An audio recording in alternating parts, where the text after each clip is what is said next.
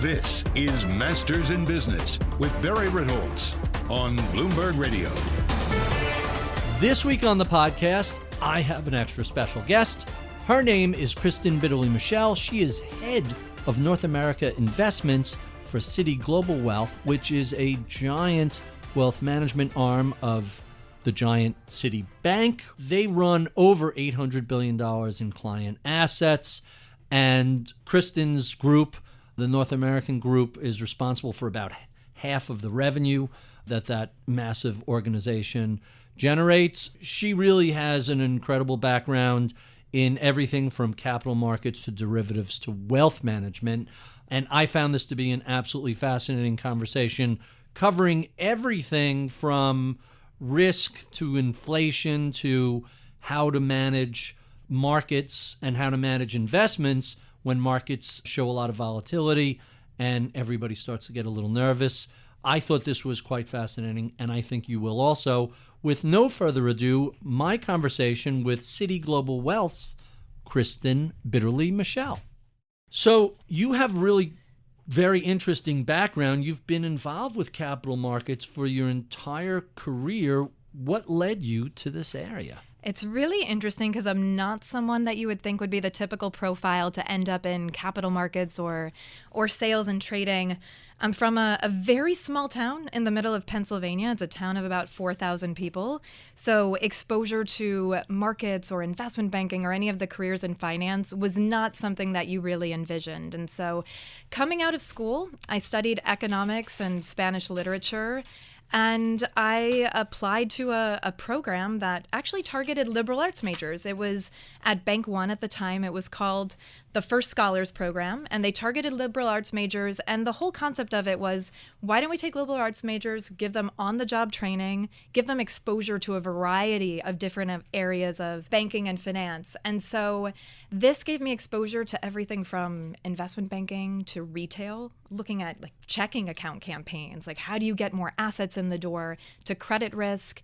And ultimately, to make a very long story short, I fell in love with derivatives. So derivatives were a part where I was very intimidated. I wasn't that typical person that did a number of, internships during the summer. Applied mathematics, quants, those guys. No, I was econ and kind of geeky. I love statistics. I loved math, but really, I was going to go down that literature route more than anything else and study Spanish literature. And so when I arrived and got this exposure and on-the-job training, I really challenged myself to do the thing that I thought was going to be the scariest. And so derivatives at the time seemed like the scariest area. And so I said, all right, it's 6 months. Let's see how this goes.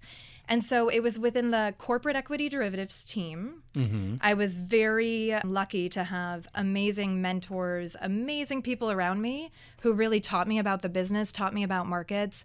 And once I started making that translation in my mind that it's just a different language, it's different vernacular. Like when you think of derivatives, it's like statistics, right? If you have a base foundation in statistics, it's just translating those different concepts to a new language. I very quickly fell in love with it. I fell in love with equity derivatives. I thought they were amazing building blocks and a really creative part. And it was this combination of being, like I said, kind of geeky, kind of quanty, but then being client facing. And so that was really kind of the early formation where I'm like, this is the area where I want to be. I want to be client facing. I want to help clients solve problems, but having this very creative, almost modular part in terms of designing solutions and structuring solutions, I loved. So let's talk exactly about that. At Citi in 2007, fantastic timing, you take over as head of structured solutions. Tell us a little bit about what that job entailed under normal circumstances, and then we'll talk about the couple of years that followed. Sure. So I'll tell you a little bit about how I came to Citi. So I spent a long time in markets. Like I said, big focus on derivatives, both on the sales as well as structuring side. I covered corporate clients, institutional clients, as well as ultra high net worth and high net worth clients. At the time when I started really focusing in that part of the industry. A lot of those corporate equity derivative teams, they covered both. They covered individuals as well as the corporations. And so throughout that journey and covering different regions, different types of clients, I found that with the high net worth, ultra high net worth clients, you developed a much stronger relationship. So this was a part of the market that it really challenged your own understanding of these strategies, because these were clients that some of them were very sophisticated when it came to financial products. Some of them, it was their first experience. They had a big liquidity event. They sold their company to another company. Right. Their company just went public. And it's the first time that they're talking about options, right? And strategies to collars and hedges. Exactly, to be able to hedge, maintain wealth, monetize wealth. And so this ability to either go super technical with someone who was an expert in that field, and also be able to roll it back and just explain at a very high level, what is the purpose of this strategy? What is it helping you do? What could go wrong? And so ultimately, given the different types of client segments that I'd covered, I made the decision that I really wanted to be in wealth management. And so 2007, I came over to Citi. My husband always teases me on this point that he says, aren't you in some aspects kind of a trader? And when you think about market timing, was 2007 the best time to make a move? But it ended up being a perfect time, actually, long term for my career. And so coming into Citi, a lot of changes, right on the brink of the great financial crisis. And, the one challenge there, Barry, was the fact that we were selling these products and solutions that actually were extremely relevant given market conditions. But obviously, protecting your wealth, hedging downside risk, providing liquidity, helping people navigate margin calls. But obviously, it was a really challenging environment, a lot of market volatility, and anything that had the counterparty of a large bank was not something that was going to go over well. So there's always risk involved with always counterparties, risk, which people tend to ignore when things are pretty. Well, let's say in 2007, a lot of people weren't thinking about counterparty risk. Tell us what it was like when everything hits the fan in 08, 09, derivatives blow up. Not that you were playing in the not worst. in leverage, not at all. You were really more hedging. Risk management, right? Exactly. That's a different sort of derivative than CDOs, CMOs, CDO squared, etc. You were basically doing more rational. We're helping people customize their risk return profile across asset classes is the way that I think about it. And so there's definitely a pre and post. I mean, when you look at that pre, it was, the thought counterparty risk of a bank was solid, right? Like that was something, it wasn't even questioned. I'm sure you remember this as well in terms of the bond market, whether you were looking at structured products, bonds, this idea that, hey, it's issued by this bank, that bank, well-known, diversified financial services institution. And then the interesting thing is, before we really saw the unwinding of risk, I mean, you saw credit spreads widen, right? You started to see credit spreads widen. Markets sniff things out kind of, I hate to anthropomorphize markets, but there's a sense that some participants in the market are sniffing this out, and it gets reflected in prices. You could see credit spreads widen, and it's something people are like, wow, that's great, right? They're willing to pay me more. Now I'm getting a higher yield on this. And so I think for a reason. Looking back, you learn from every experience, but I think that's one of those moments in time where you're like, if something is too good to be true, it probably is too good to be true, and questioning why something is yielding the amount that it's yielding. And so living through that experience, I mean, from a personal standpoint, it was tragic, right? Like lives were completely changed across, obviously, the United States, the global economy. And then you saw a lot of people that you really respected, really cared about. There was a massive amounts of layoffs. And so I think it was a very, very seismic shift in terms of just what we thought finance was, what we thought sales and trading was, the stability of that type of career. And so I think from that perspective, you really realize that nothing's guaranteed. You have a lot of gratitude for being able to work in this industry. And then you also have to really make sure that people realize, and again, we carry this through to wealth management more broadly, if you don't understand what you're doing, you should not invest in it, right? To say the very least. So from there, you rise to the position head of investments for North America for Citi Global Wealth. It sounds similar to a CIO role, a chief investment officer role. Tell us a little bit about your current role and what it involves. Sure. I love my current role. I love leading investments for North America, for Citi Global Wealth. This is an area where, if you hear Jane Fraser speak, it's an area where we're heavily investing as an institution. One of our key objectives is to be a global leader in wealth management. And so my mandate in leading North America is really to lead the investments organization. And so that's a combination, Barry, to your point about the CIO role in terms of what strategy, how are we advising our clients, how are we breaking down markets? So there's a strategy component to that. There's a client coverage component to that, depending upon your wealth, depending upon your objectives. Who are you interacting with, whether it's an investment advisor, investment counselor, or whether it's product specialists who have deep expertise in a particular asset class or product. It's our product organization, making sure that we're offering the right products and solutions, how we're analyzing what we offer to our clients, how we're differentiating that versus the competition. And the last piece of it, which I've become really passionate about over the past really kind of 5 to 10 years of my career, is the technology and platform. So if you think about some of the trends within wealth management, it's not just about the personalization, bespoke solutions, although that is something that has certainly gained a lot of popularity and grounded and is almost becoming table stakes. But there's a big piece of it that's digitization, right? And the platform, and how easy is it to access your advice and put capital to work. And you can see some of the trends just from the digital world, right? And that comparison, if someone's going to do an online transaction, an online trade, that is almost like, I use the example, it's like seamless Grubhub, right? Where you call up and like this idea of ordering a pizza, right? And calling a pizza place. If you go on an app and if that pizza place isn't open, you're going to the next one. No one's calling anymore. And so those trends within our industry as to some of those experiences that our clients want, where it's contactless, right? This should be frictionless. This should be pretty easy for me to do versus where we're really adding value in terms of advice. So the platform, digital experience, and technology is really, really critical as well. Really quite interesting. So you've been at Citi for over 16 years. That's a long time at any one place. Tell us about what's kept you there for this long. It will be 17 come Wow. December. Yeah, so it's been a great experience. Look, I've been very fortunate at Citi. I've had a lot of support, a lot of great people around me, a lot of great mentors, right? And I think that one of the things that Citi does remarkably well is really allows you to transition throughout your career in terms of exploring different areas of the business.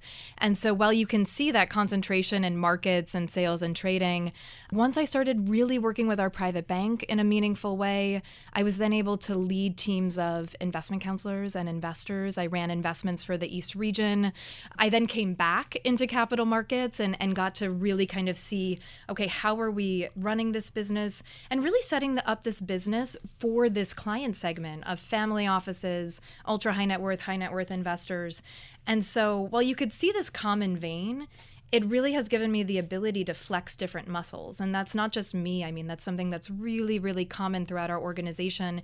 And you'll see that with a lot of people. And it doesn't have to be all within wealth management. It can be across lines of business. So I think Citi and our culture is one of, let's keep our good people, let's give them opportunities, whether it's in their immediate world or outside. And then the other thing that I will say is that I think culturally, it's a very flat organization. There's access to everyone's accessible. And what I've seen that's really special about our culture is even when we've had those situations where we lose people, they tend to come back. We call them boomerangs. Right. I've heard that expression. They try something else for 1 to 2 years, and then they say, you know what, this place, just in terms of the access, the culture, that drive to kind of grow together, do stuff as a team, it feels entrepreneurial, even though we're such an old bank, right? So that's really what's kept me here. And I think now that we're embarking upon, with Jane taking over as CEO, this massive focus in wealth, which is my passion as well, I am so excited for the next several years. So let me make sure I understand the path that led you to Citi. You were at Bank One. Yeah. Right. And if I recall correctly, they were acquired by JPMorgan. So that's how you ended up at JPMorgan. Yep. Then Credit Suisse. That's right.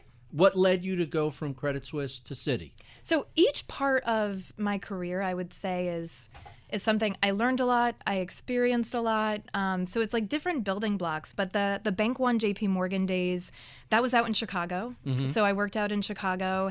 That fun was town. When it's a very fun town. I have a soft spot for Chicago. Yeah. The food, we could talk about the food I'm in Chicago every year for period of Thanksgiving, so it's turkey is just where we start. Then it's Yeah, pizza and hot yeah, dogs. we and definitely need to get into pizza. I'm a Lou Malnati's girl. I don't know how. I could go Malnati's or Eduardo's. I'm all right. I'm very New York open-minded equal in Chicago. opportunity. Yeah. There we go. But so in Chicago, it was a really interesting time because if you remember, that's when Jamie Dimon was running Bank One. Right. So talk about a flat organization, someone who at that moment in time was truly a rising star, and he was very accessible. Spent a lot of time. I always remember him being like very client-centric, very, very client-centric. So if it was a client of the firm, making himself accessible, making himself available to close those transactions. And so obviously the rest is history in terms of JPMorgan. Yeah, whatever happened acquiring. to that guy? He kind of faded away, right? I don't know. I'm a big fan, though. I'm a big fan. I know Hard it's a competing bank, but he's a phenomenal leader. How do you not appreciate a person who steps into that role through the takeover and just basically revitalizes the whole organization? It's very impressive. A very impressive career, and I admire him a lot and everything that he's done. And so I think then, like the transition in my own career, right? So when we were going through all of those transitions with JPMorgan acquiring Bank One, one of the downsides to that, talking about, our fondness of the city of Chicago, is a lot of jobs moved to New York. Right. So a lot of what was kind of that big bank that was like one of the last banks in Chicago, and trading floors and things like that. I'm talking about diversified financial services.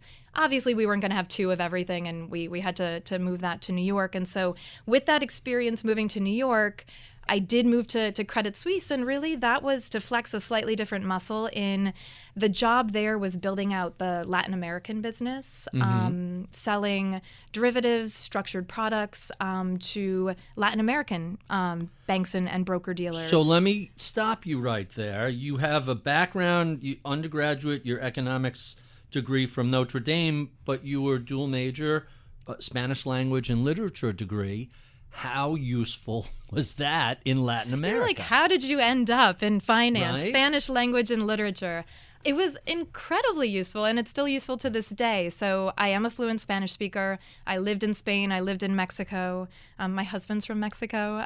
So I speak Spanish in my personal life. I've used it in my professional life. And so when I was covering Latin America, I will say it was a competitive advantage in a way. Because everybody speaks English, but you show up speaking the local language. I have to think that's well received. It is well received, and I think Americans have a reputation for not being multilingual, for not speaking another language. And, working at a global bank like Citi, where we're constantly interacting with people from around the globe, and you see how many other languages our colleagues speak. But at that moment in time, really kind of focusing on Latin America and then going in region, going down to Miami, being able to have meetings in Spanish. And one thing that I did have to learn, though, is so while I was fluent in Spanish, I wasn't fluent in, let's call it financial language Spanish. Oh, really? And so you start to learn things like, well, so how do you say call option? How do you say put? It's like, so as I was like chatting with different people or communicating with different people on Bloomberg, let's say, I would then, what word are they saying? What does that mean in terms of financial slang? So it was really fun because it developed that part of my language skills. But most importantly, it was great because like the client base was different. Their risk appetite was different. And one of the things that I learned is, the difference when you look at a U.S. average, let's say, wealth client versus someone who grew up in Latin America. Someone who grew up in Latin America has, and I'm just saying on average, right? This isn't a generalization, but they have a higher risk tolerance. Sure. They've seen hyperinflationary environments. They understand currencies. And so when you think of the area that I was very passionate about in derivatives, there's a natural understanding just by growing up in an economy like that interest rate risk matters. FX risk matters. Commodity risk matters. And so inflation really can impact, right? Can severely impact your net worth. And so it was almost like this client base grew up with a natural understanding of derivatives markets, even though maybe they didn't recognize that it was derivatives. But there was such an easy, and it was very facile because of what they lived through. So it was definitely an advantage. But then when I ran capital markets in North America and Latin America, you can ask many of my colleagues, if the dominant language is Spanish, we have meetings in Spanish. If it's a one-on-one meeting, and you find, people's personalities can be different in different languages. Their sense of humor, for sure, can be different. And so it's been a great experience. So let me flip that on its head, the concept of being more risk-embracing, more aware of inflation, currencies, etc.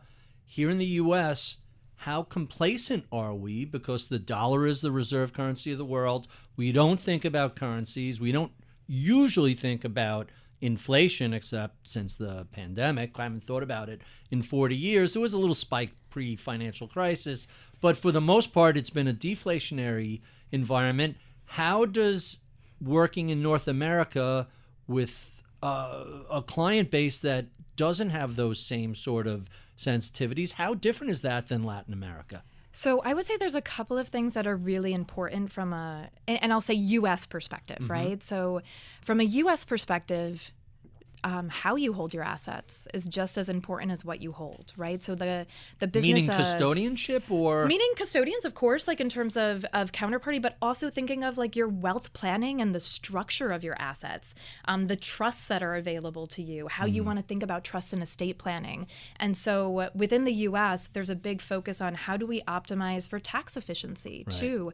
And so what you'll notice is, I think there's almost this thought process that everyone wants to be an active trader.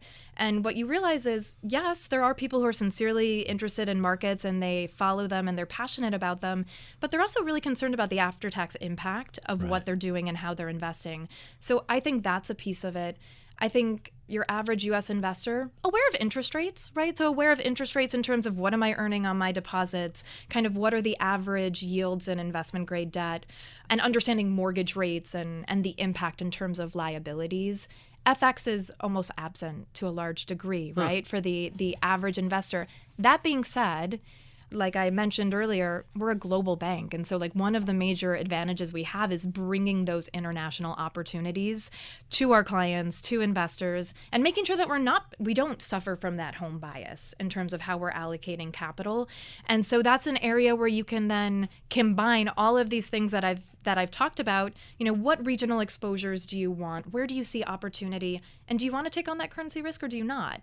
And so it's a little bit of an educational process, but it's different, right? It's different wealth regimes, it's different tax regimes. And so a lot of that will drive the decision-making process as well. So let's stay in the U.S. and stay with structures and how you hold assets. What sort of an appetite do you see amongst your clients for traditional alternatives like hedge funds, venture capital, and private equity? It's interesting because that's something that has changed substantially over the past, let's say, even 12 months. It feels like it, yeah. I think there's a little bit of a shift going on. And I think you have to separate out, if we think of alternatives maybe in three different buckets, private equity, and I'll put private credit in there as well, private equity credit, real estate, and then hedge funds.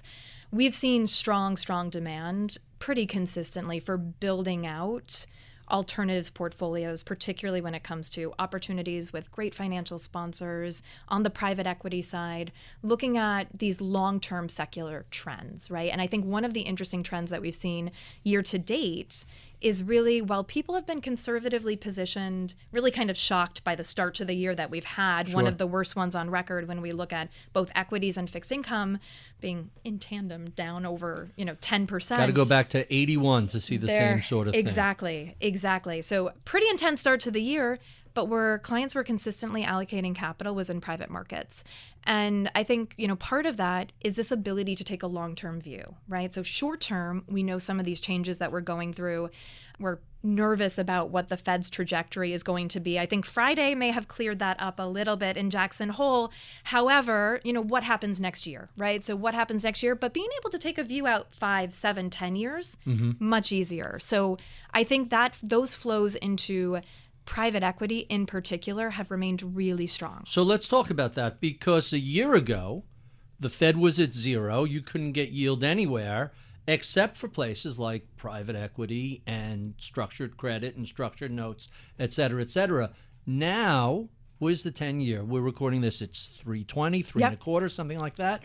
And you can get yield. And if we want to look at munis on a tax-adjusted basis, you're looking at high single digits depending upon your state. It's almost respectable, right? Yeah. So what do you think that's going to do? And I don't like to ask people for predictions and forecasts, but you're looking at the flows and you get client questions all the time.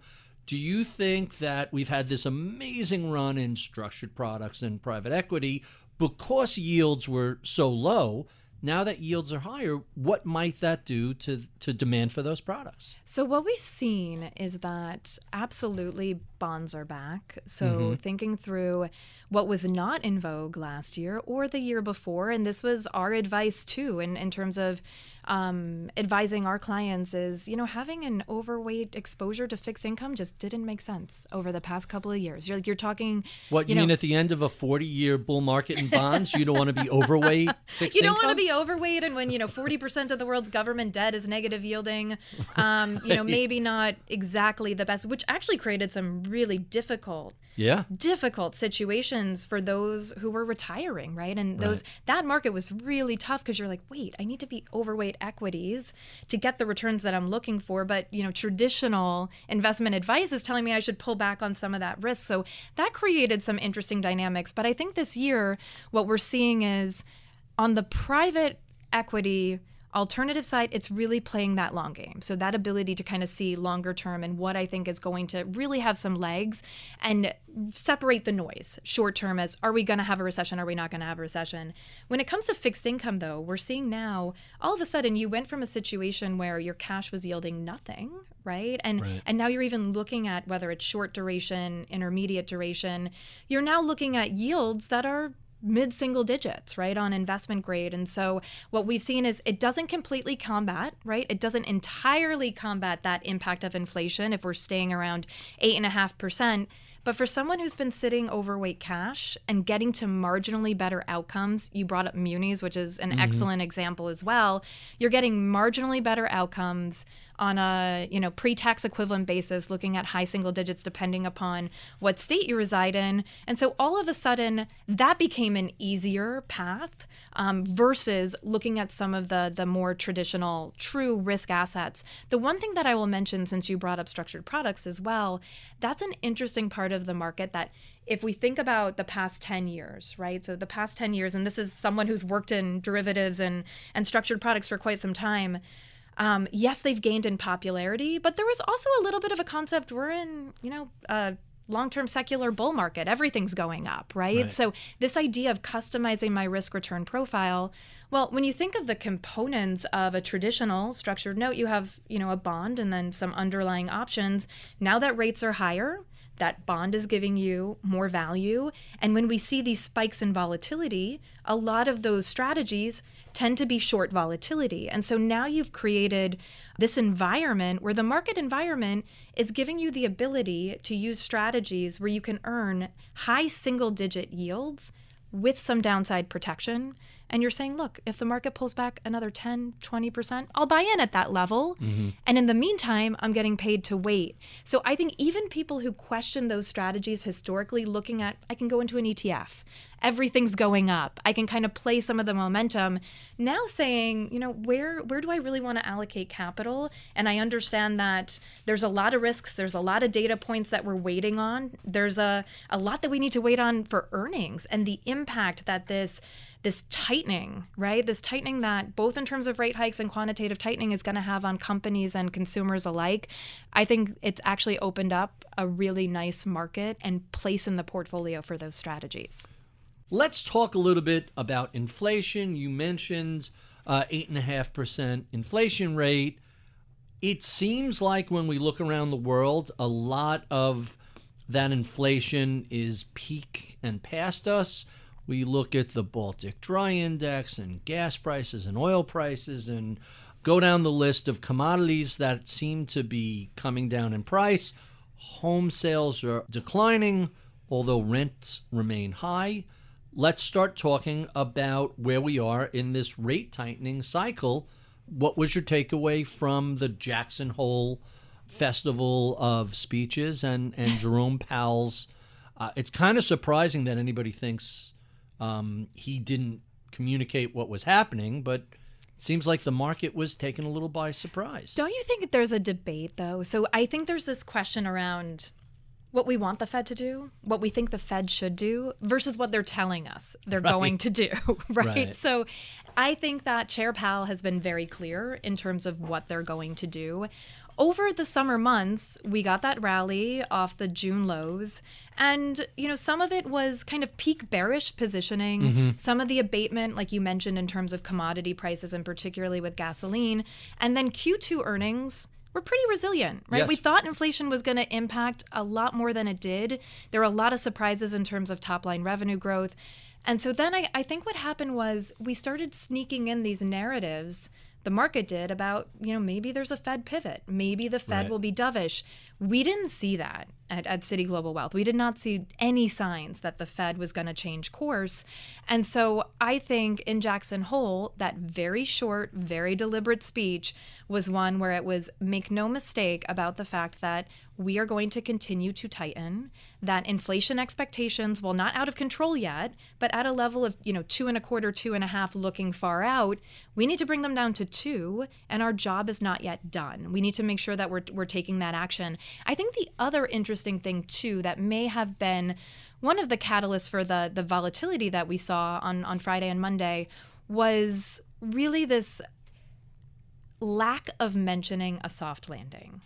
Chair Powell, in his past couple of speeches and public comments, always said that a soft landing was possible. Here that was absent. So it was much more about invoking Volcker and also just looking at this is going to create some pain. And he admitted that. So I think their trajectory is very clear through the rest of this year in terms of the tightening path that they're on. Right.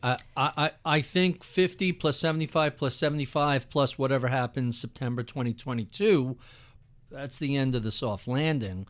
He's telling you we're going to really throttle back in order to make sure we can get the toothpaste back in the tube. But that leads to an interesting question. We're talking about narratives and what we hope. There's a little bit of wishful thinking going on. Yeah. But, my perspective has been the Fed was late to start raising rates. At the very least, they should have gotten off their emergency footing sooner. It looks like now they're late to recognize the peak in inflation, and they probably don't have to do a whole lot more. Are they going to be causing unnecessary pain? Have they already won? Can they declare victory and go home, or are they going to just keep pounding away and either cause a mild recession or perhaps something worse? Yeah, and I think that's one of the challenges in terms of, this is where economics degrees really come in handy in terms of breaking down all of these data points. But they were very specific that their goal was, headline inflation. We all talked about the demand side of the equation, the supply side, what's in their control, what's out of their control. And Chair Powell, again, was very, very direct in terms of, no, the whole thing is our mandate, right? So whether it's supply side, demand side, we need to make sure that we get this under control. So obviously we're seeing some relief in the commodity sector, but more broadly, it's, whether or not, how quickly are we going to see that number come down? And even if it's at, let's say 6.5%, 6% by year end, that's nowhere close, right, to their ultimate target. And so continuing on this path, I think the challenge that the Fed's in is when you think of tightening financial conditions, we don't see the full impact of that until out probably 12, 18 months, right? So there is this concept of what they're doing now is not really going to flow through to everyone, both the consumer as well as corporations, until several months out. And so what does that mean for consumer spending? What does that mean for all of the decisions that the consumer is making, which drives 65% of the U.S. economy? And what does it mean for corporations as they're making decisions? And so in Q2, we heard a lot that recession wasn't the base case, but they're planning. I think it's going to be really fascinating. I think we're going to pivot from, I shouldn't use that term, pivot. It's become a dirty word. A dirty word. It's a 5-letter word. But I think we're going to change the dialogue from what was obsessive about the Fed and debate about what they're going to do and what is the terminal Fed funds rate to now obsession about earnings. And I think we're really going to focus on where are we seeing that squeeze? Where are we seeing that change in consumer spending patterns? How are companies preparing for this? And what companies are well prepared for what is going to be, we say don't fight the Fed when it's easy monetary conditions. Right. Maybe we shouldn't fight the Fed when it's very clearly tighter financial conditions. So you raise a whole bunch of really interesting points I want to pin you down on. First, do investors pay too much attention to the Fed? Do they obsess when really they should be looking past it a year out? It's hard to say that definitively, right? Because interest rates are important. Liquidity is important. The concept of a Fed put was really important in terms of the overall direction. So it absolutely impacts the economy and markets. I think paying too much attention to the day-over-day moves is something, and this is interesting, Barry, I think this is something that we actually saw starting with COVID. Once we've shifted to that work from home, stay at home, and just massive spike in volatility, massive movements in the market, I think we've gotten into a little bit paying a lot of attention to day-over-day movements. What does this day mean? And even if we take, the summer months, liquidity's light. Right. People are on vacation. Easy to paying move too the much headlines credence around. to one day and really trying to take that view. It doesn't need to be out 5 years, but trying to take that view out several months. And so I think we're seeing a lot of investors really hanging on the word of every speech, every daily report. And I think on average, we're going to have jobs reports that are important. We're going to have CPI and prints that are important. But really, it's the amalgamation of all of these things that's going to determine how severe the recession is and the ultimate trajectory of markets from here. Going from 0% interest rate to 4% interest rate, obviously important. Seismic. But it feels like every CPI report, it hits the tape, and then people are already talking about the following month. Where, in July, it's like, is this going to be the peak? It was barely crossing the tape, and then suddenly August and September chat. And we're going to see the same thing happen in September. As soon as we get that print, people are going to start talking about October. The next question that you alluded to, which is really interesting, about revenue and profits, how solid an inflation hedge are equities? Revenues seem to be unaffected. Profits have been pretty strong, and companies have shown a pretty solid ability to pass along input costs to ultimately to the consumer. Should we be looking at stocks as an inflation hedge? Yeah, so I think this is to your earlier question about U.S. investors thinking through some of these risks. Inflation really hasn't been a risk that we've had to think about for quite some time, right? So obviously, absent the 70s and 80s, thinking of this level of inflation is not someone's had to think about. And the idea of what is the real rate of return, what is the real interest rate on this? And so if you were someone who was sitting in cash, let's say from like 2000 to 2010, you were earning on a real basis about 3% per annum.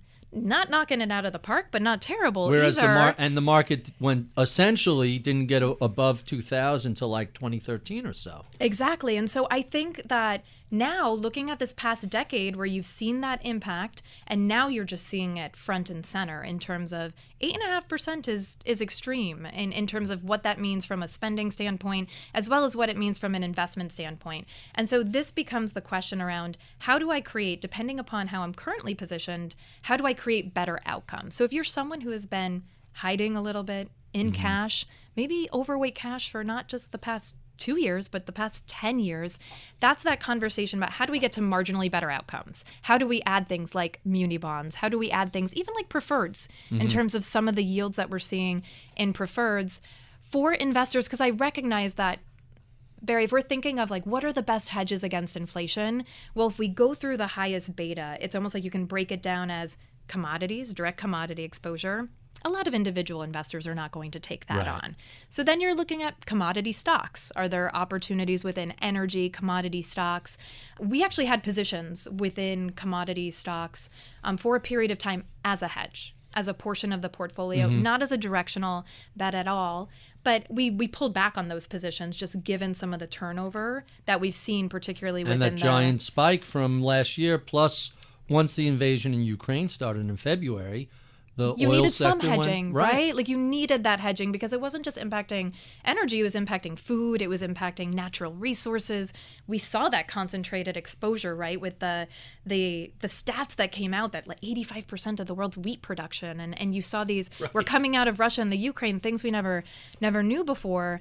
And so getting to your question about equities, where we're positioned right now, equities absolutely can serve an important part in the portfolio. But given the concerns that I have as to where the U.S. is right now, U.S. equities, we're not pricing in a recession right now. We're not pricing in a meaningful earnings contraction or tightening financial conditions impacting companies. And so where we're invested is in quality. In if you look at like the S&P 500 Dividend Aristocrats Index, you're talking about companies, not high dividend payers, but companies that have been able to consistently grow their dividends, consistently grow their earnings. And so looking at the yields on that, around 3.5%, and diversification across sectors like healthcare, even infotech is in there because you have some infotech companies that are now durable demand. That's the part of the market where from an equity standpoint, we're very comfortable maintaining that exposure. So you said something there that I'm intrigued by. Do you believe markets are pricing in a recession, or are markets just pricing in a slowdown of the growth, a little bit of the Fed having some bite, but not necessarily causing a full-blown contraction? I don't think they're pricing in a recession or earnings contraction right now. I'm not saying that we're going to see substantial downside from here. There's a lot of debates, right, about are we going to retest those lows? So let's put a little framework on what we're talking about if people are listening to this in the future. It's late in the summer in 2022. Market sold off 22, 24%, recovered about half of those losses. Yep. Then gave a little bit of that back after Jackson Hole. So down 10% or so on the S&P, not really pricing in a whole lot of anything. And when you look at those analyses of recessionary bear markets versus non-recessionary bear markets. That's a huge difference, isn't it? It's a huge difference, both in terms of the duration, right? So you tend to see recessionary, and it depends on what data points you use, but again, on average, depth and duration, it's a big difference. It's a big difference where you see, the duration in non-recessionary bear markets on average about 180 days, maybe max. Some of those max observations are around 220, right? So well under a year, where recessionary bear markets are 400. Right. So that's a big difference. And also the drawdowns, if we're using U.S. equities, non-recessionary bear markets down around 20%. So, yep, we may have done that work, right. But recessionary bear markets can be in excess of 30% and even closer to 40%, depending upon what data set you're using. So it is very different when companies are making tough decisions about where they're investing, right, and how they're investing, and how that impacts, obviously, wages, employment, et cetera. So what we've seen with the 2 negative quarters of GDP growth, a lot of people say, well, that's a technical recession. And then again, all of our economic students are like, no, there's the National right. Bureau of Economic Research, and this is how it's calculated.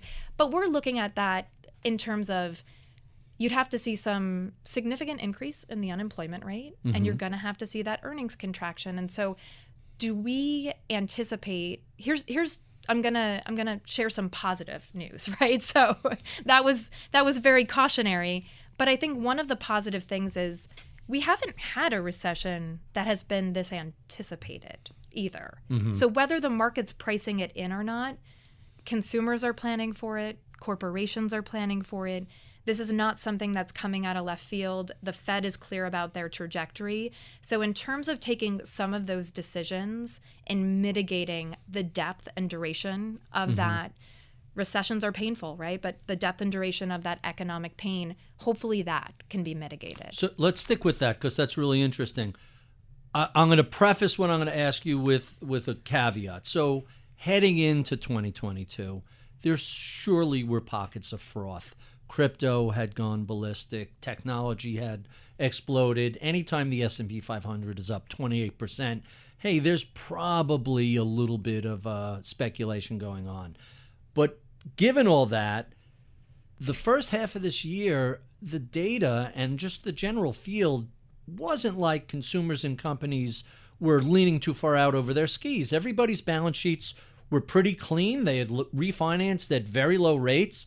It looked like both the household and the business sector, hey, if things slow down, they're pretty well prepared for this. Or am I oversimplifying? I think you're right. I think you're absolutely right that on average, the average company, average consumer came into this year in pretty good shape, right? Their balance sheets were very strong. I'm saying they're both across companies and consumers. They were able to take advantage of the low interest rate environment to really kind of clean up liabilities. And so I think that we came into this year prepared from a balance sheet perspective, not prepared for what was then going to transpire. In terms of not only that quick movement in interest rates. Remember in January, that was the story, the kind of very quick movement in interest rates. And then obviously geopolitics and Russia's war in the Ukraine really exacerbating some of those supply shocks. And so I just think that those types of risks and the overall prospect of what that means from a recession standpoint, it's better to be in that position, right? It is better to be in that position. We're coming into it from a place of strength. And you are starting to see some cracks, right? So let's talk about the cracks. Inventories building, right? That's probably front and center. Effect from, hey, we can't get anything, let's just get everything. Now we're seeing a massive inventory build. We're seeing housing starts come down. We're seeing just the time, right, that homes are on the market and extending. Bidding wars are dropping. You're starting to see that, but that's also good in terms of showing some of that froth being taken out of the economy and some of that slowdown. I think some of the things that we need to keep an eye on just from the impact of the Fed's tightening is a couple of things. One, we also saw record number of credit card openings in Q1 and Q2. And so some of the stats that we've seen, Q1 of this year was a record number, 532 million. New credit card issuances. Wow. Okay. And so on one hand, people are like, consumers are continuing to spend. Yep, they're continuing to spend.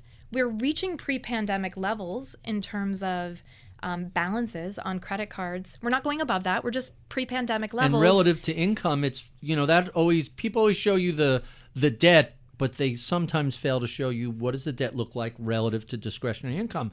That's at really good levels, isn't it? It's at very good levels. But when you see, so it's interesting because then you see these trends. Okay, we're opening more and more credit cards.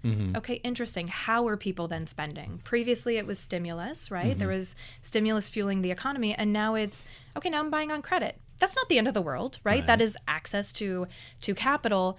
But when we see those balances increase, and now they're increasing at higher interest rates, that's something that we want to watch and keep an eye on. And obviously in Q2, a lot of financials reported, and they talked about loan loss reserves very well in check, very healthy. And so I think that's a trend that we need to keep an eye on. Same thing when it comes to corporations, right? So when we think about credit spreads in the market, and we look at high yield spreads, we haven't really seen that widen out.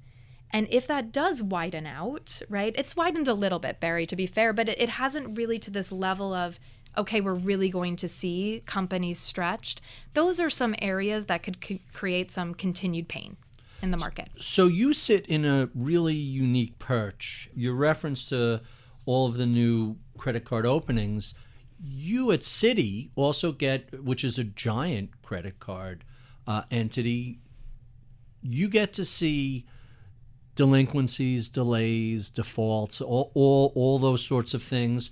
How do you manage to tap into that huge amount of data that you have? Can you crunch those numbers and use it for your own benefit? Because who better than someone at one of the nation's biggest credit card issuers to look at those numbers and say, hey, what are we seeing internally before it hits BLS or Commerce Department? Yeah, so any data that we have, obviously, as a large Anonymized financial, and blah, blah, blah. Large financial institution, there's obviously walls, there's data that can be shared, data that cannot be shared, and there's a lot of protection around that.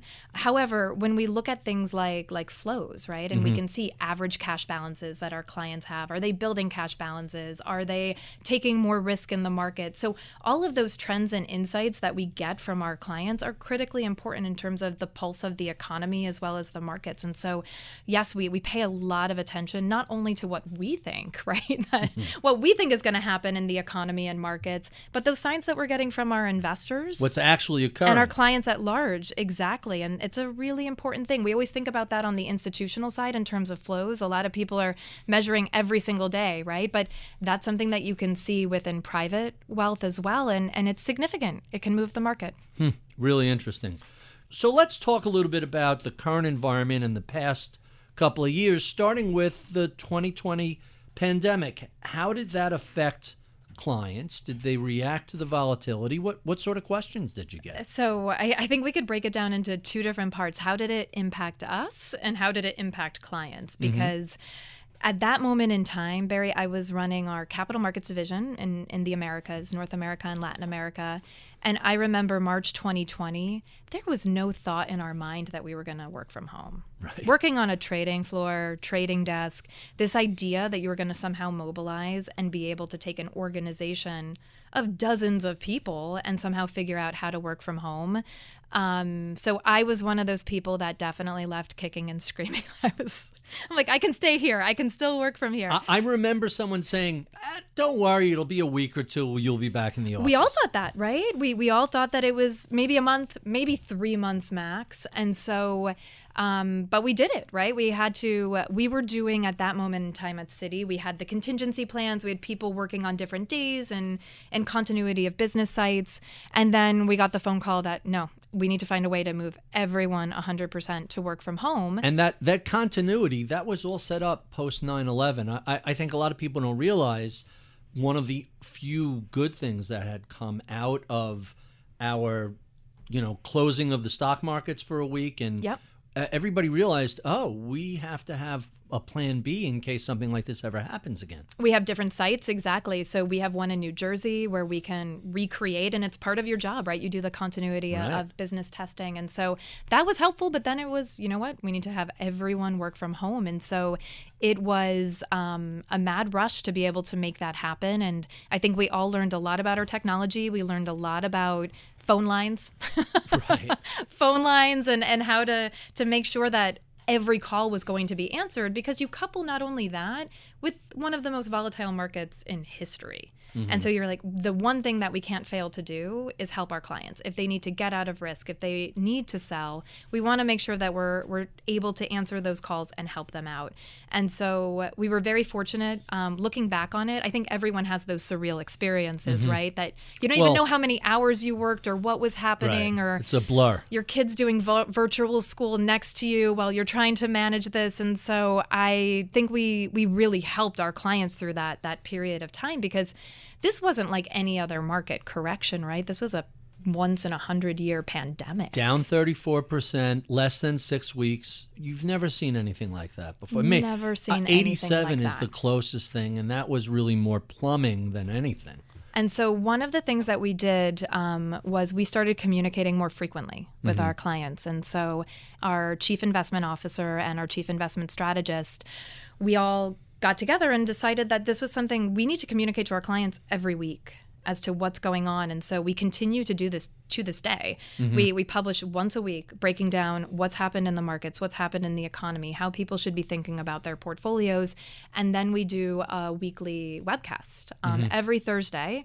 Same thing. Some people, they like to read it. Some people liked the live interaction. But people were craving that information. How should I think about this? How should I think about what's next? And so that frequency of communication and having that access to information and how to think about how you should be positioned and staying the course, right? Because that's the most difficult challenge. And when you see those severe drawdowns, human psychology and all of our heuristic biases, right, that come into play, as you're seeing the market tank, it is very hard to stay invested. What about the flip side of that?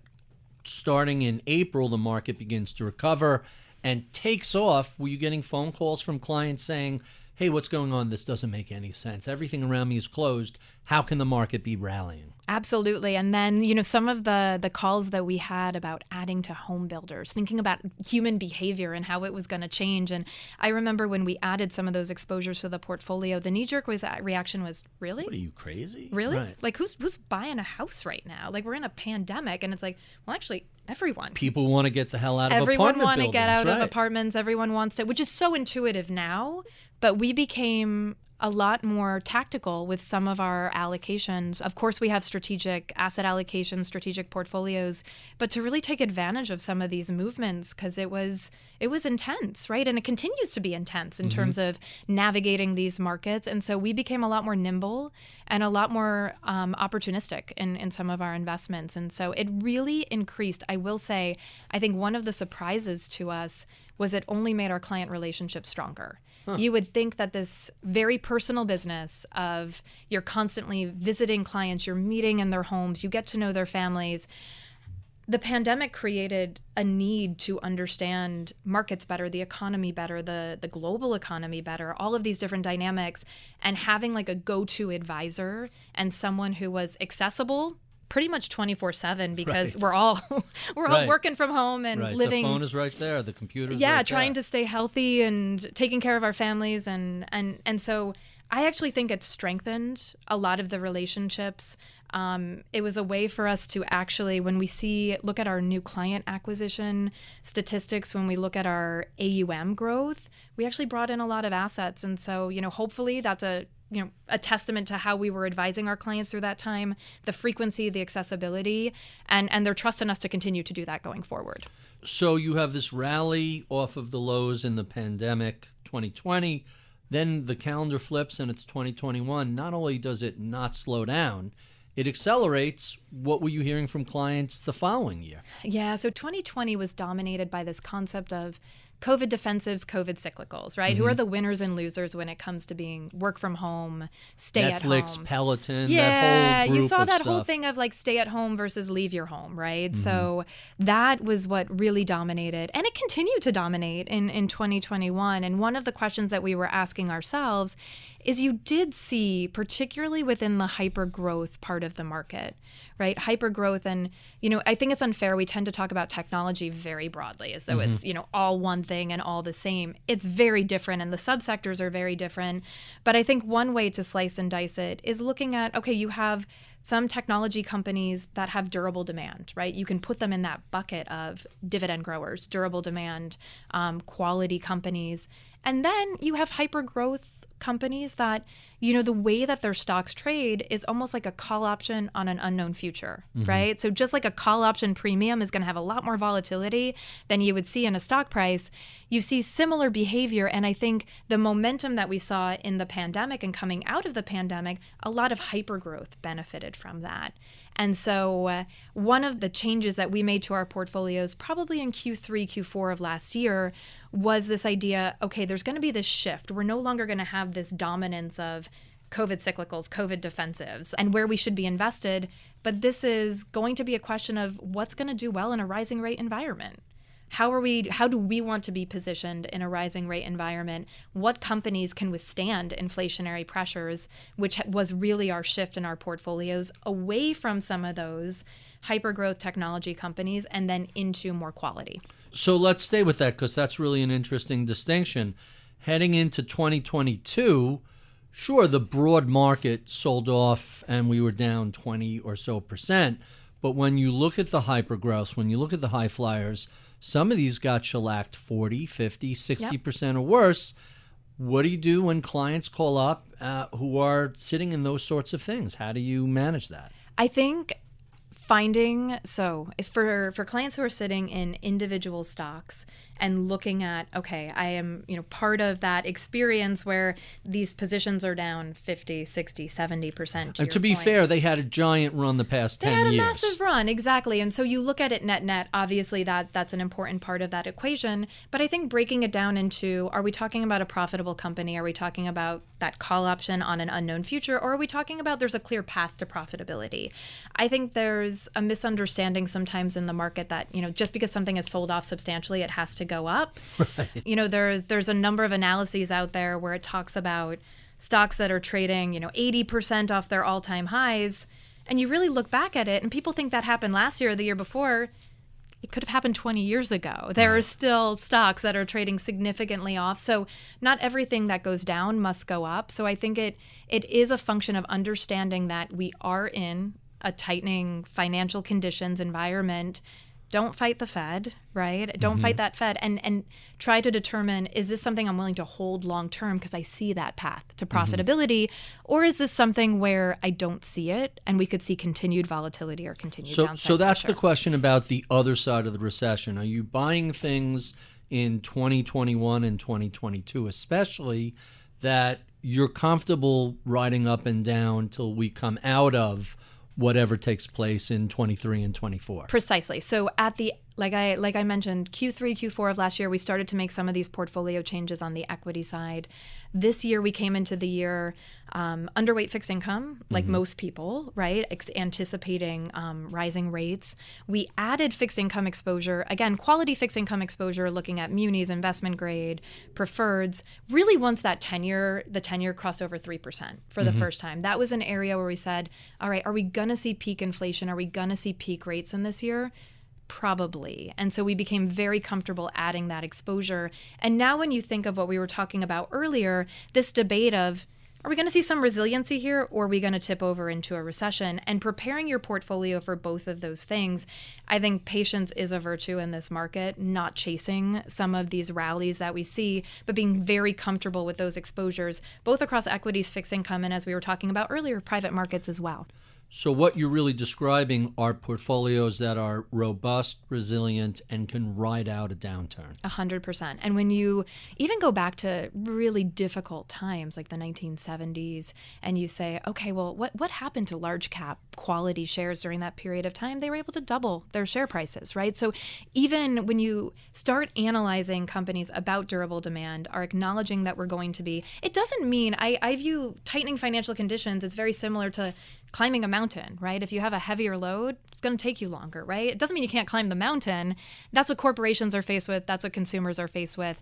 And so putting your capital in those areas. And then if we do tip over into that recessionary environment, that fixed income portion of the portfolio is going to do well, right? So the anticipation in terms of rates coming down, flight to quality, is a balance and a diversifier in the portfolio that, as we were talking about previously, didn't make sense when we were dealing with negative yielding debt, but now makes sense. Right. You get some ballast at 3.25%, 3.5% that you don't really see at, forget even negative, when yields are, below 1%. How much room is there to that offset any sort of downside? Absolutely. And we saw that in the first half of this year. So you mentioned high net worth and ultra high net worth. I want to ask a question about family offices, which seem to be sort of their own specific category of investors. Do they approach markets like this similarly to high net worth investors? How is their approach different? Tell us a little bit about what your experiences are with that group. Sure. So with family offices, I think the interesting thing is we try to view them as one client segment. It's not the case at all. So, there's a big difference between a $50 million office and a $500 million absolutely, family office. and not every family office is a little bit different in terms of what they're dealing with, how the wealth was created, the existing assets. And so we're very fortunate. We work with over a quarter of the world's billionaires. We have experience working with family offices. We actually have a dedicated global family office team. And we do a lot of research in this area. And we provide a lot of information both in terms of networking opportunities for family offices, as well as family offices recognizing kind of their own benchmarking, right? So data around what are other family offices doing? How are they set up? What is their staffing? What are the roles of the different people on staff? And so we spend a lot of time with this client segment with the acknowledgement that family offices are markedly different. I think it all goes back to the size, as you mentioned, right? So the size and amount of capital can greatly change the way that the family office is structured. And then it's also how the wealth was generated. Sometimes it's within our industry. Sometimes it was within hedge funds, for example.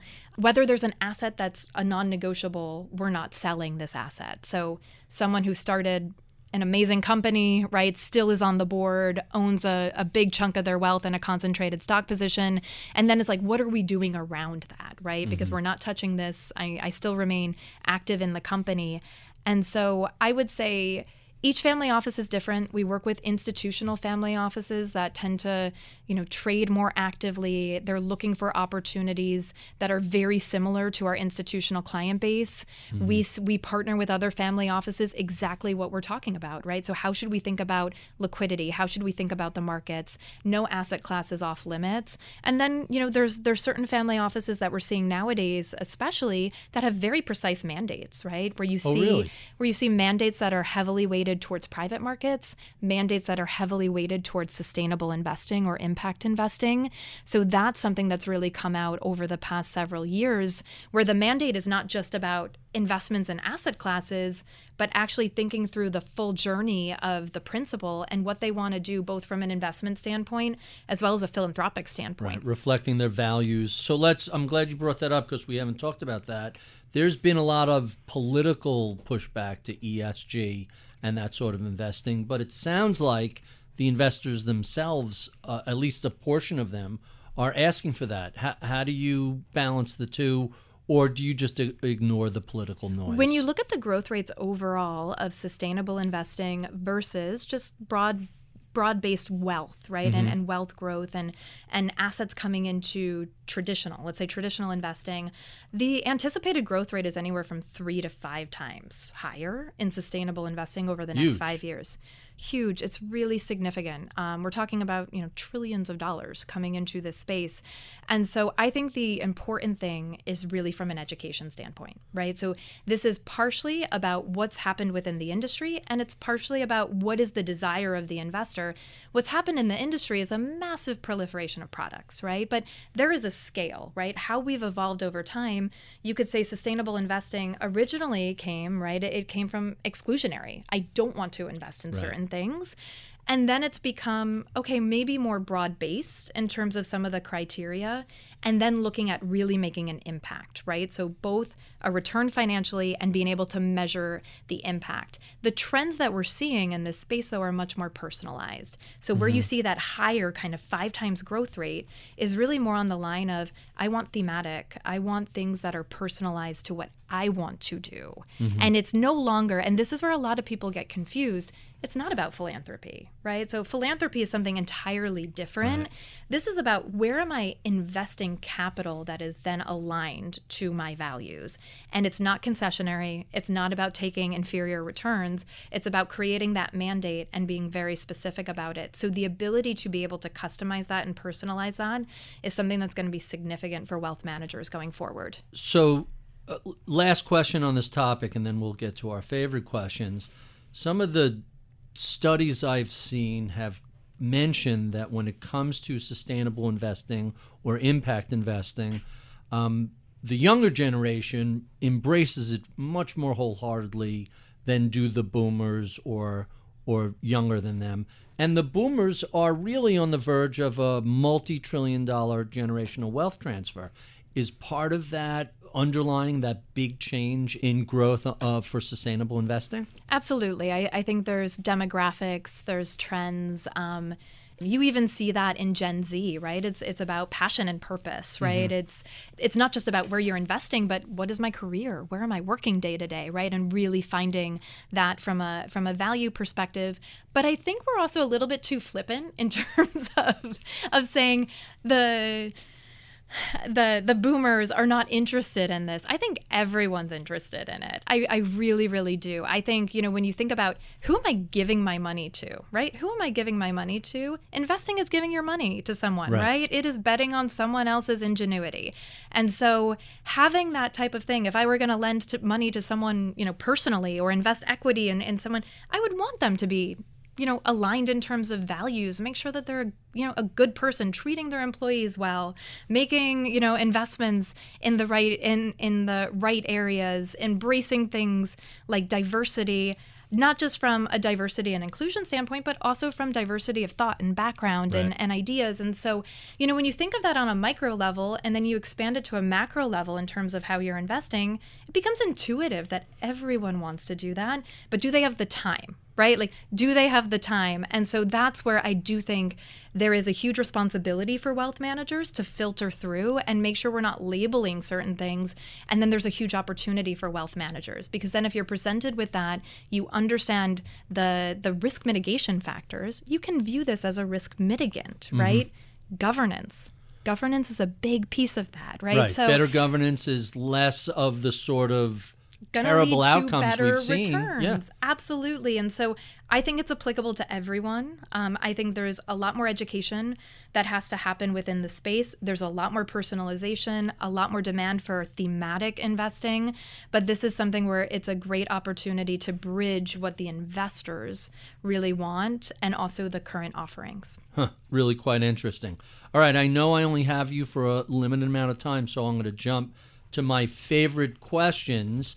I know you have young ones at home that you had to deal with during the pandemic. What did you do to entertain them? What sort of things was the family watching on Netflix or whatever? What were we doing during the pandemic? I mean, we did, we set up makeshift zip lines in our house. It's an engineering feat. I have two boys. So How two old are boys, they're now 6 and 8. Okay. So at the pandemic, they young, were little. Right? Yeah, they were little. They're still young. So we were trying to find ways to burn energy, right?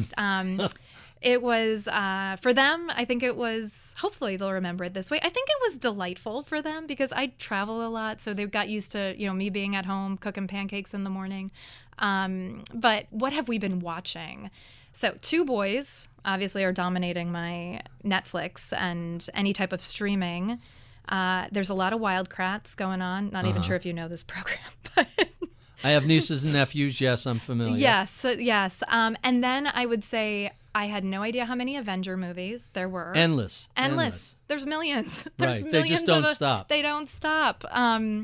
Godzilla's a whole franchise I didn't know existed. I missed this over the past 2 decades. I know it's a franchise. I haven't seen any of the recent ones. Well, you can ask me anything about that. And then any of the Star Wars, Mandalorian, Boba Fett, or are they too young for that? I love Star Wars. I tried. We're not there yet. We are into the Jurassic World.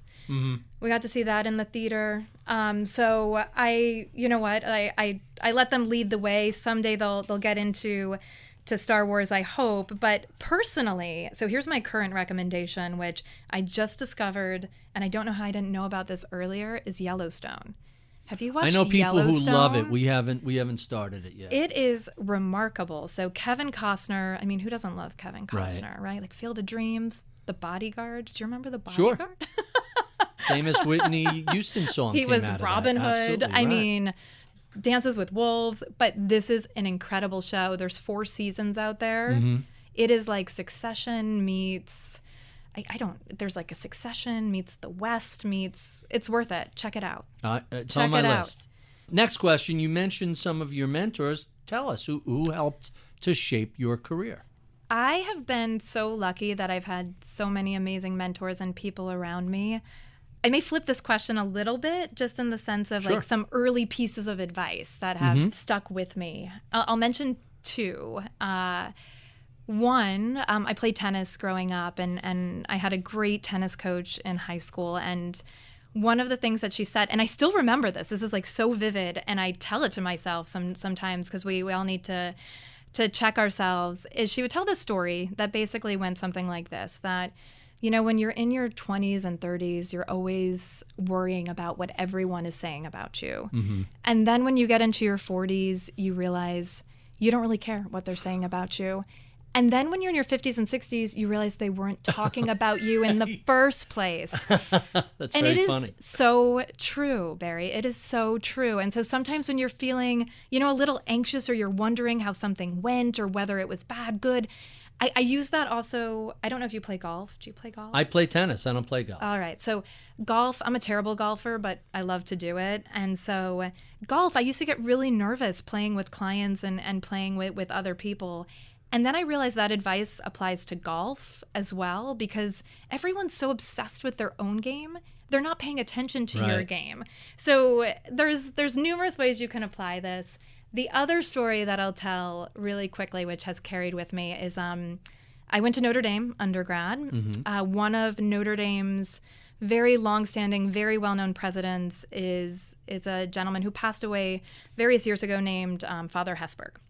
So he was president of the university for 35 years, very present, very, very present. He had an office on the 13th floor of the library. So for anyone kind of geeky, you could hang out with him, go into his office. He would give you advice. And he had this homily during Lent, which is when, Catholics generally, you give up something for Lent. You make some type of sacrifice. And so normally people like to give up food. They like to they like to become a vegetarian for that period of time. And so he would tell this story that when he thinks about Lent, there were periods of time where, at first he thought he would give up drinking.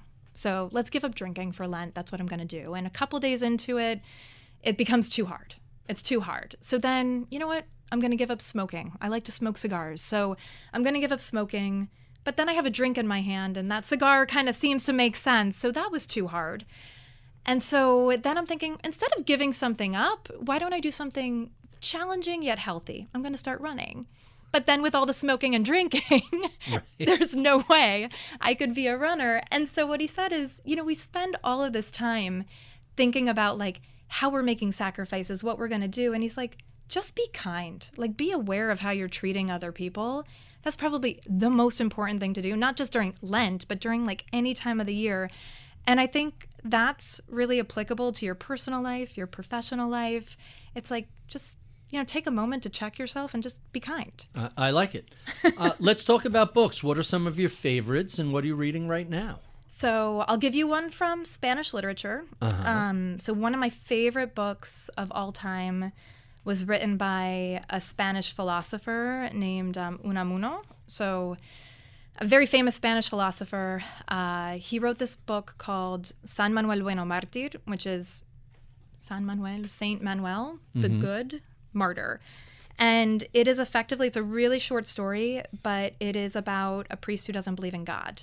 And kind of the impact that he has. It's a beautiful book. It's really challenges a lot of things. So that's one of my all-time favorites. A parable, or is it how is it told? It's like a parable. Yeah, it's like a parable. And so at face value, you think it's an entertaining story, but there's a lot of undercurrents in it. So anyone who has studied Spanish literature from Spain probably knows the author certainly and this book pretty well. In terms of some of the things that I'm reading right now, so another podcast that I'm a big fan of, have you listened to Dax Shepard's podcast, Armchair Expert? Have you ever? No, but it sounds familiar. So Dax Shepard, actor, comedic actor, he also happened to study, I believe, anthropology at UCLA.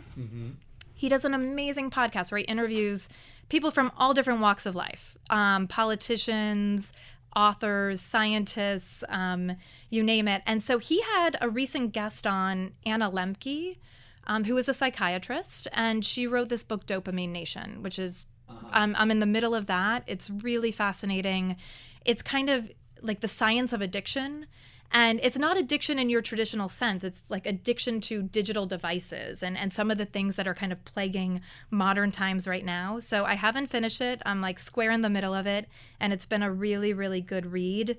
And then the next one that I'm reading, which is great because it's short stories, is David Sedaris has a new collection. It's called The Best of Me.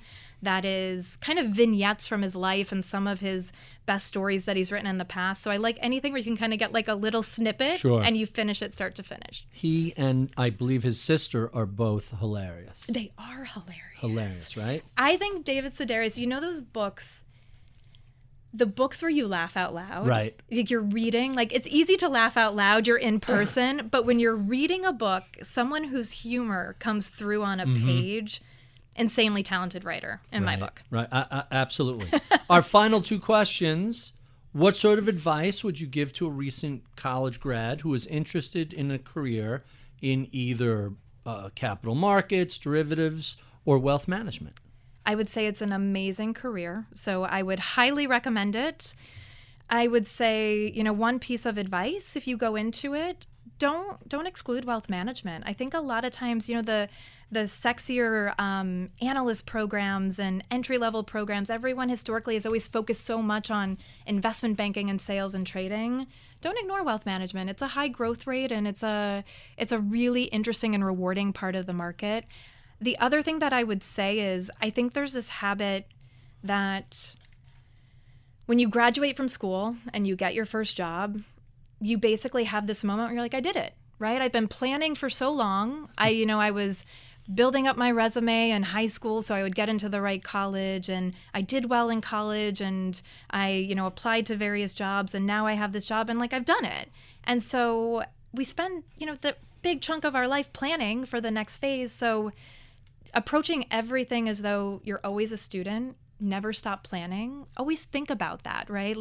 You have to do a good job at what you're doing. That's table stakes. But having this constant, it can change, this constant plan, what do I want to do, right, in 5 years? So it's a great career. It's a great industry. It's a growing area of our industry. But I think if you bring that same innovation, planning, drive to it, you'll be just amazed at where it takes you. And our final question, what do you know about the world of markets and investing today you wish you knew 20, 25 years ago when you were first getting started? So many things, probably. So many things.